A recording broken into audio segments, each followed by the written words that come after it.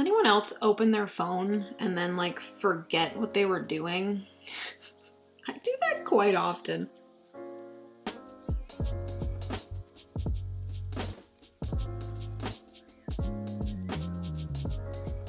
Hey friends, it is Jenna, what is up, and welcome back to the Board Game Garden, and welcome back to the cream of the crop, or my top 100 games of all time series. We are on to the 5th episode, so this is my numbers 60 through 51. So we are officially, after this video, halfway through. These were my first half of my top 100, and then we still have 50 to 1 to go, which this is where all the amazing games, not like these other ones that were in my top 100 were not already amazing. Anyways, we're going to be going through my 60 through 51, so if you guys want to hear all of those, then just keep on watching. Give this video a big thumbs up if you enjoy. Also hit the subscribe button down below if you've yet to do so. We'd love to have you here in the garden. Comment down below your opinions on all of these games that I talk about today, and also if you're following along and you have a top 100 or just a top games of all time, let me know your numbers 60 through 51. I'd love to know.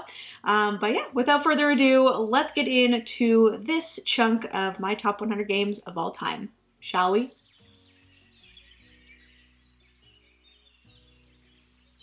All right, so we're starting off this 10 with a game that I don't actually physically own. My friend Aiden actually introduced me to this game. He has a copy of it.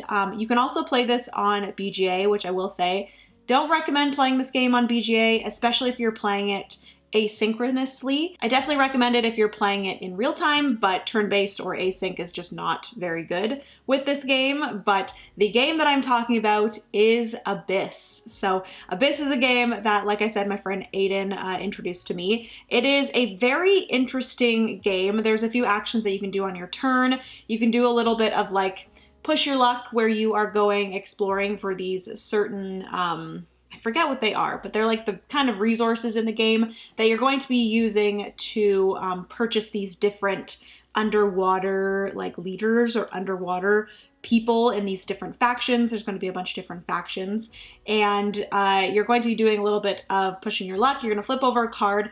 The other players can actually purchase those things from you. So if you flip it over and someone wants it, they could purchase it from you and you get like the resources for it. And then you're going to continue this until you decide you want that one thing that you flip over, and then you'll stop your turn there. And you're collecting these different like faction things. It's been a little bit since I've played this one, but it is one that I like continuously think about, and it's one that I do really want in the collection. It's just one that I haven't purchased as of yet because there is no solo. Please let me know if you know of a solo mode for Abyss. I'm assuming there is one, but I just haven't looked into if there's like a fan-made solo mode or if there's an expansion that brings in a solo mode. Let me know. But as far as I know, there is none. But yeah. Basically, my favorite part of this game, and the really cool thing about this game, if you guys have played recently the newer game called Nar, there's this really cool timing aspect to the game where you are building up your tableau, and then you kind of have to feel out when the best time is to give up some of that tableau, because you're going to build up this tableau to be super strong, and you're going to build up this engine that then you have to kind of sacrifice in order to gain things that you need to win the game. So it's very similar in Abyss, where you are building up your tableau of these different leaders or different faction people, and they're going to be giving you some special abilities and different things. And basically at some point you are going to have these locations that you can get, and you're going to have to give up some of your leaders in order to go to that location. So in order to gain that location that's going to get you endgame victory points, you're going to have to give up some of your engine, which I think is the coolest kind of mechanism, and I really like that in board games, and that's why I've really enjoyed Nar as well.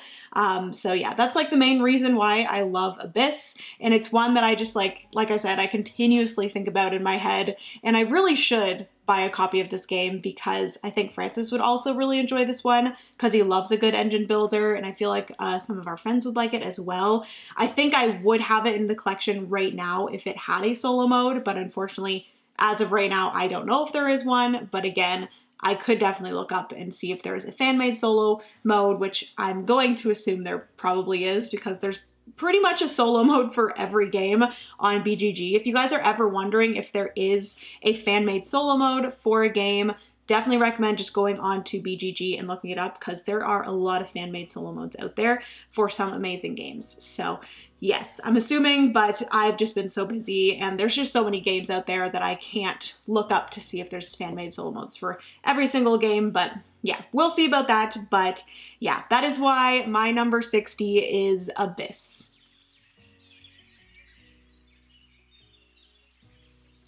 All right, so moving on to my number 59. So this is a little card game that has been taking over the board gaming community. I don't know who I first heard of this game from. I think it probably was the wonderful Jeff and Jamie from Fosh the Meeple. They've talked about this game quite a bit, but I don't know where they heard about it. But I don't know where this game came from, but this is a wonderful card game that is so much fun. The only thing with this card game is I wish it played more players, but it only plays 2 to 5 players. I wish it went up to that 6-player mark or even up to like 8 players, which I think would be a lot of fun with like more players because this is basically like Go Fish for gamers. The game that I am talking about, there's actually 2 versions of this. I used to own both of them, but I didn't feel like I needed both of them, so I gifted the other copy to my friends Tom and Asha. But that game is Nana/Trio. So Nana is the Japanese version, and this is only available in Japan. A huge thank you to Ryan and Carrie. They actually gifted this to me at Level Up this past year, so thank you guys so much. This was like the nicest thing that anyone has ever done for me, and it's just, it made me so happy. So a huge thank you to you guys. You guys are wonderful. But we also had Trio, which Trio is actually like the not re-implementation because it's literally the exact same game, but it's like the printing of it here in North America, and it's called Trio by Happy Camper Games. So if you guys ever want Nana but you're unable to get it from Japan, you can purchase Trio, which is the exact same game with slightly different art. I will say that I do love the art in Nana with all of the animals, so that is why I prefer this one. But Nana, like I said, is a little bit like Go Fish for gamers. Basically, you are trying to be the first player to get 3 sets of 3. There's going to be numbers 1 to 12, and each of those numbers have 3 within the deck. You shuffle up the deck, and then every player gets all their cards, and then they are going to put them in like ascending order. And basically on your turn, you are going to be either asking a player what their lowest card is, they're going to show you that, or you're going to be asking them what their highest card is, they would show you that. There's going to be some cards face down in the middle, which is a little bit of a memory game, so you could flip over one of those, or you could place down one of your cards from your hand. But you're only ever to play, or you're only ever able to play your lowest or your highest card. You're never able to play any in the middle of them. So you are trying to basically find these sets, and you're going to continue your turn until there's 2 different numbers played. So if I asked someone what their lowest number was, it was a 2. I asked someone else what their lowest number was, and it was a 3. That would be at the end of my turn. They would pick up their cards and move on to the next player.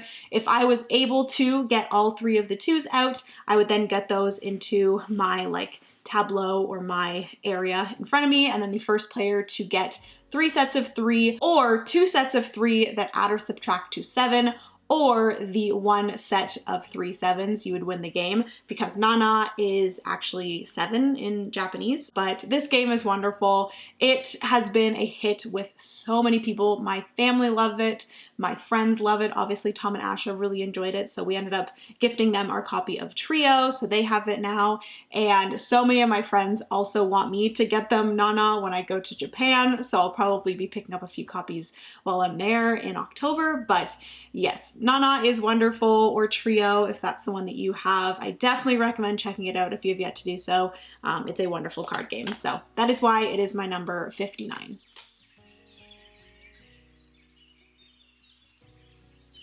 Number 58 is a game that I love so much. This game is just so comforting to me, and this is from one of my favorite publishers as well. But that game is from Red Raven Games, Rome. So Rome is one of Red Raven Games' smaller games. They are really well known for their trio of games, Above and Below, Near and Far, and Now or Never. So Rome is one of their like smaller games, and this game is so wonderful. I love Ryan Laukatt's art. It is absolutely beautiful, and just the way that he designs games, I just really enjoy. So Rome is my number 58. Like I said, it's one of their smaller games, and it's a very interesting game because there's a little bit of area majority, which is actually a mechanism that I do enjoy. I've discovered that I do enjoy area majority. It's area control that I dislike. So in this game, you're going to have a map of cards in the center. There's going to be 6 cards that kind of make up this map, and you're trying to get majority of your tokens onto one or some of these like 6 cards. So once one of the cards is full with these different tokens, whoever has the most tokens on that card is going to gain that card, and that card is actually going to have a character on the other side, and that's how you're going to be placing these tokens out onto these cards. Is each character is going to have a little bit of like a almost polyomino shape of the way that you're going to place out these different tokens. So you could have a character that allows you to place out tokens in a like L formation, so like 3 tokens in an L formation. So you're going to use that character, you're going to flip them over, put out those in an L formation, and you're trying to, like I said, gain control of these different cards. There's also going to be spaces on the cards where you're going to be able to gain coins. Those coins you're going to be able to purchase different like items and stuff to give you ongoing ability and like one-time abilities and stuff like that.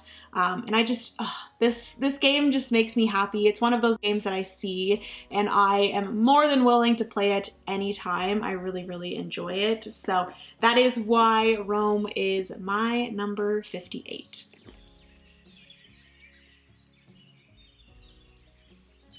Moving on to 57. This is a roll and write, or a roll and polyomino shape game. This is one that I recently was introduced to. I think I got this kind of late last year, and I've been playing through a little bit of a campaign of this over the past few months solo, and I absolutely love this game. It actually can play up to 6 players, but I've only played it solo and I've really enjoyed it.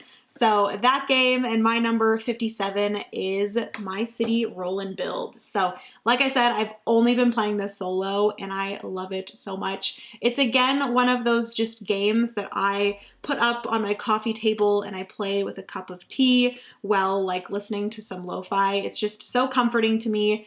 Basically, it's like really simple rule set, but it's very puzzly. But you are going to be rolling these dice that are then going to create a polyomino shape that you're going to be writing in or drawing into this map. And then at the end of that kind of scenario, or that they're in like scenarios and chapters, because this is a little bit of a campaign where you're going through chapters, and each of the different scenarios is going to give you some more rules that you're going to be scoring. So once you're finished a scenario, you're going to score how your buildings are out and the way that they are kind of arranged on the map. You're going to gain victory points, and then you'll move on to the next scenario. Like I said, I think there are 3 chapters.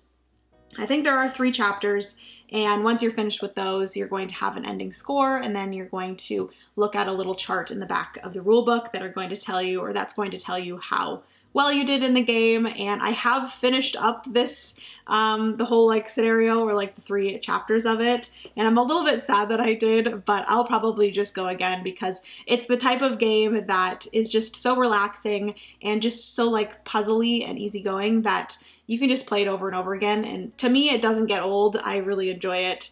And I just love trying to figure out the best way to put the buildings into the map and score as many victory points as I can. So that is why number 57 is My City Roll and Build.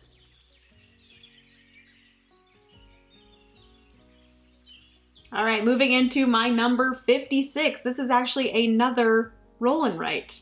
But this is in a series of roll and writes that I absolutely love.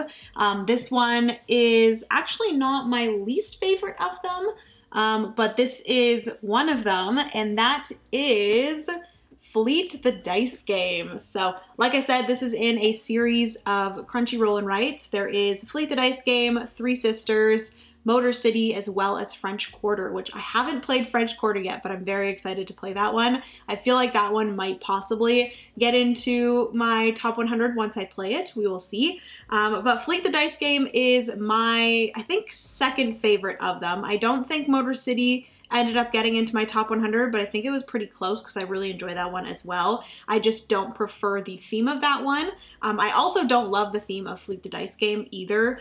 The fishing is just like not really my thing. It's better than Cars, but there's another one called Three Sisters, which, spoiler, is a little bit higher than Fleet the Dice game, you guys will see, but that one is like gardening, which is obviously one of my favorite themes. So anyways, my number 56 is Fleet the Dice game. This is, like I said, a roll and write where you are going to be rolling 2 sets of dice in different phases of the game. So you're going to start by rolling the fish die, and then each player is going to draft a die from the pool of dice, and then the one that's left over at the end everyone gets. And these are going to be, like I said, different types of fish that you are then going to mark off into that fish's like section, I guess.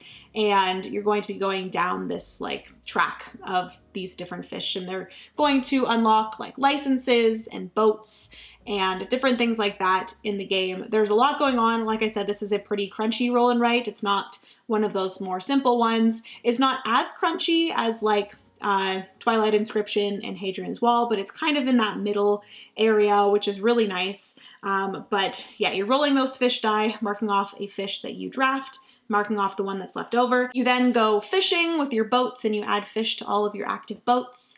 And then you actually have the next phase where it is the town phase. You're gonna be rolling the town die, and then that's going to allow you to then draft one of those and get the leftover one to then fill out another part of your sheet that is the town. We also have an expansion for this called the Dicey Waters expansion that adds more to the town as well. So there's a bunch of different buildings you can work towards that give you different abilities, and it is just such a wonderful roll and write. It's just that great balance of being super crunchy and giving you all those combos, but not being too much that you like lose where you are and you miss things. I feel like this is a really This is a really good mix of those. So really enjoy Fleet the Dice game. It would be higher if it was a different theme, obviously, but that is why Three Sisters is higher, because they do play fairly similarly. They're both roll and writes, but actually Three Sisters has a bit of a different way of drafting the dice and doing the different actions on the pages. So you guys will see where that ends up, but for now, my number 56 is Fleet the Dice game.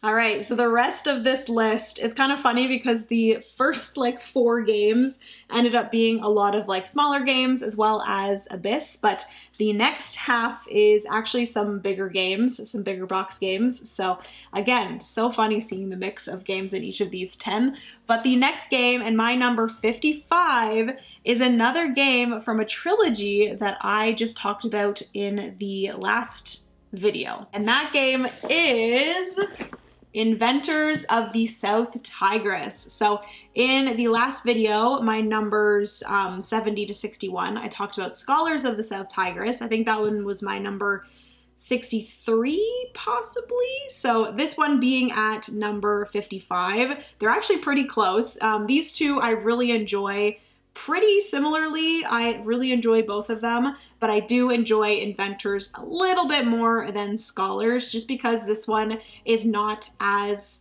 procedural. It is procedural in a way, but it's not quite as procedural as Scholars of the South Tigris. In that one, you have like an actual procedure of how you need to do things, but in this one, there's a little bit more space to kind of do what you want and like go in a bunch of different paths. So anyways, Inventors of the South Tigris is the most recent one in the trilogy. I will mention that this one isn't quite out yet. I did cover it for their Kickstarter campaign at the beginning of the year, and they will most likely be fulfilling this by the end of the year. So yeah, Inventors of the South Tigris is my second favorite of the 3. Spoiler, Wayfarers is a little bit higher. Who knows where, but it's higher. But Inventors of the South Tigris is, again, some dice Manipulation, dice, not really, I guess there's a little bit of worker placement in there, but you are going to be using your dice in order to do actions. There's this really cool mechanism of dice brightening, so you're going to be able to brighten dice up to higher pip numbers as the game goes on. In order to do stronger actions, you're going to have different colored dice that you're going to be able to also brighten in order to do specific actions with those colors. If you use a certain color for an action, you get a bonus if you use the correct color, different things like that. You're also going to be using this like tower of different like craftspeople, which is really, really cool. And I really enjoy that part of it where you're kind of moving these craftspeople up the tower, and as they become like more skilled in their specific medium, I don't know what the correct word is, but if they get more skilled, they're going to cost more money for you to use.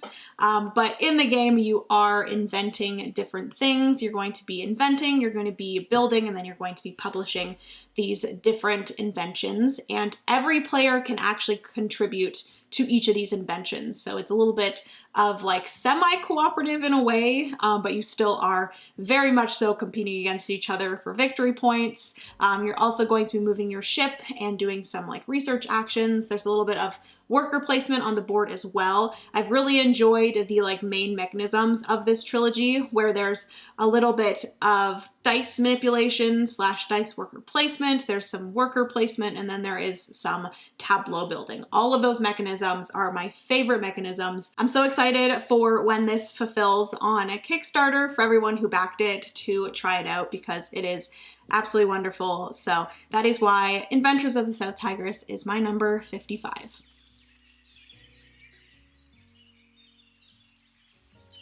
All right, so moving on to my number 54. This game I absolutely love. This is another game that I see and I'm just like, oh, this is so calming to me. This is actually a game that has a little bit of like route building, which, fun fact, I am absolutely horrible at route building. But in this one, for some reason, my brain can handle this route building because it's a fairly straightforward, simple route building game that is just so simple and comforting to me, and I really enjoy bringing this out solo. I've primarily played this one solo. I think I've played it once or twice multiplayer, but for the most part, I've played this one solo, and I'm actually interested to know if any expansions are coming out for this one in the future. AEG, if you want to let me know, I would love to know that because this is a fantastic game and I feel like there's a lot of space for like some really cool expansions for this one. But anyways, my number 54 is the Guild of Merchant Explorers, which I just realized how light this box is. But this game is, like I said, a route building game in a way where basically you're going to have these certain cards that are going to be shuffled up, and then a card is going to be flipped over, and those are the terrain spaces that you're going to be able to place these little meeples in, or these little tokens in. And you're going to be building up this kind of path on this map. Whenever you get to these certain places, you'll be able to place down towns, and then those will be able to be like starting points for future rounds, because at the end of a round, you actually lose all of the like cubes on your board. So if you've built out to a certain point and you don't actually get to a town, or you don't actually create a town, you're going to lose all your progress and you're not going to be able to get to the rest of the map. And you're trying to get to certain spaces on the map in order to gain treasures, in order to get victory points by reaching these different like towers and different things. And it is just such a simple game. Like, the rules of this game are so easy. I could probably teach this game in like 5-10 minutes, and it's just so comforting, like I said, to me. I just love playing this game. Again, it's like a bigger box, but it's definitely one that I just get out when I want an easy, just like relaxing game at the end of the day. And like I said, I feel like there's a lot of space for some really cool expansions for this one. So hopefully in the future, some expansions are in the works, but for now, I absolutely love the Guild of Merchant Explorers, and that is why it is my number 54.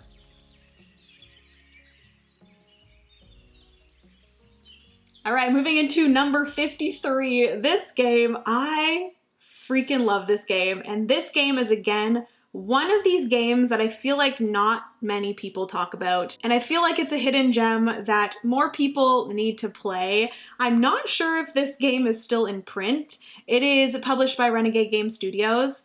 I'm not sure if it's still in print. I found it at my friend's local game store, J&J's, by the way. Shout out to J&J's in Waterloo, Ontario. Definitely check them out if you have yet to do so, if you're in the vicinity, because they are a wonderful game store. So I found it there, so I'm pretty sure that means that it's still in print. If not, that makes me very sad, and Renegade Game Studios, you guys need to print this game again because it's wonderful. But this game can be played solo, it can be played multiplayer. I've played it multiplayer once, but I've mainly played this one solo, and it is a fantastic puzzly solo game. I actually don't think there is like an official solo mode for this one. It is a solo mode from actually a community member, James. Shout out to James for making a wonderful solo mode for this one. But I'm gonna stop yapping about it and I'm gonna show you guys, because if you haven't played this one yet, I think you should. That game is Athenium Mystic Library. So if you haven't heard of this one, this has a little bit of closed drafting, which is one of my favorite mechanisms. When you play multiplayer, it's very similar to Seven Wonders. So you get a hand of cards, you're going to draft one and then give the rest to the player to the left or the right of you. And on these cards, you're going to be gaining different books of different like genres. They're different colored books. And they're actually little book tokens that you're going to be putting onto this bookshelf. And basically the game is that you are trying to organize this magical or mystical library. And there's going to be certain books that you want to place in certain ways because there are some public objectives of certain arrangements of books that you're going to be able to get and score for victory points. It's a little bit of like a conveyor belt kind of mechanism where the public objectives are on a conveyor belt, and if you're unable to achieve one of those objectives and it falls off, then no one gets the victory points for them. And in order to do these or fulfill these objectives, you're going to have these magic wands that you're going to have to put onto that specific objective before it gets off of that conveyor belt. You're going to be able to gain those magic wands from the cards that you draft. You're also going to be able to just get victory points. You're going to be able to get some like special abilities where it like allows you to swap different books in your bookshelf. And I just think it's such a fun and unique game. I feel like there needs to be more like library kind of games. I just think they're so much fun. So Athenium Mystic Library is a wonderful hidden gem that I feel like more people need to play, and that is why it is my number 53.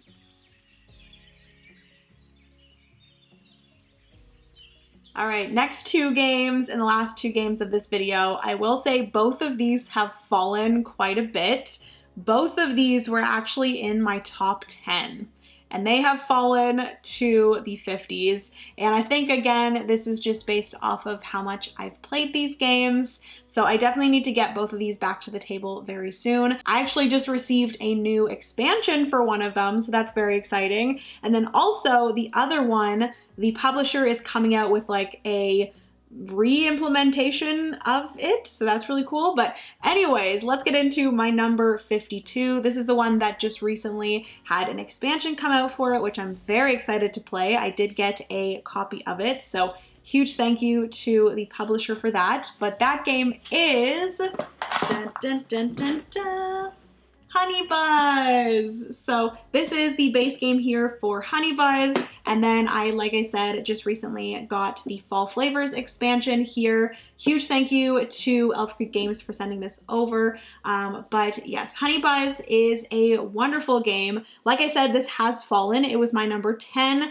and it's fallen to 52, but it's just been a while since I played it. I definitely need to get this game to the table again because I really enjoy this game. It has a really cool combination of mechanisms that I don't often see in games. It is a worker placement, tile placement game, which I think is very cool. So basically you have your little beeples and you're going to be placing out a beeple, I love that word, for worker placement, and then wherever you place it, that's going to be the tile that you're going to be able to draft, and then you're going to be placing it into this tableau of tiles that is going to be your like honey, what is it called? I guess it's like your bee's nest. It's definitely not a bee's nest, it's a beehive. I don't know why I thought the word was nest, but it's definitely hive.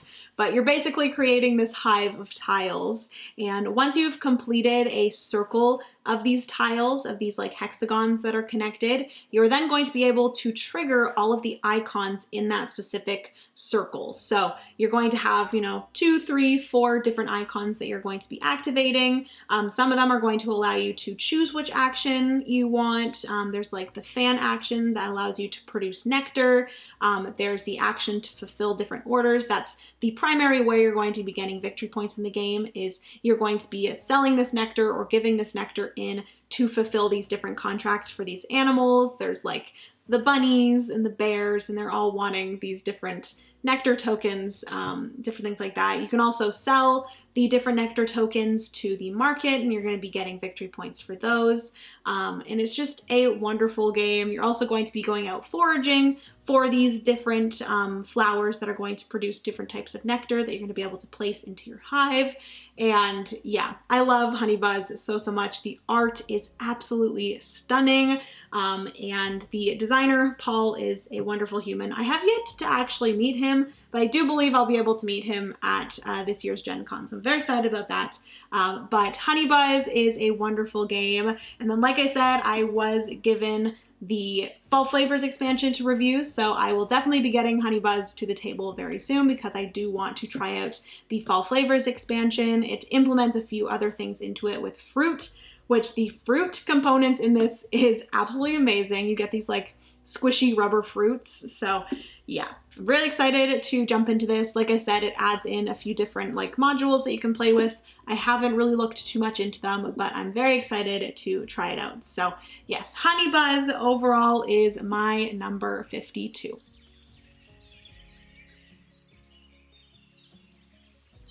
And lastly, my number 51. This game was actually number 5 when I last did a top 20 games.